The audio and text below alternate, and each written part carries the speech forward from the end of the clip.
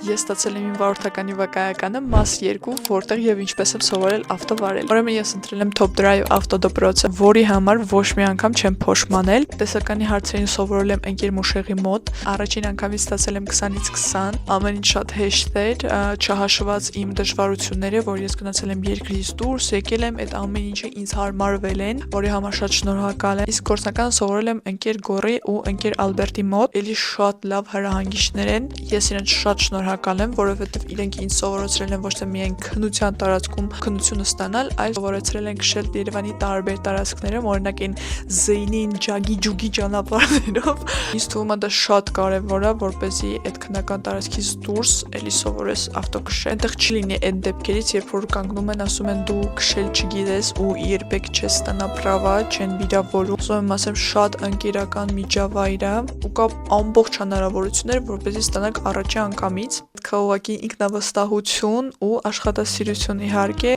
եւ մեծ դեր է կատարում պրակտիկան, ինչքան շատ քշեք, այնքան ավելի լավ։ Շատ ուրախ եմ, որ հենց իրենց մոտ եմ սովորել ու նշեմ, որ հիմա իրենց մոտ զեղչեր են, կարող եք օգտվել, գնալ սովորել ու ստանալ ձեր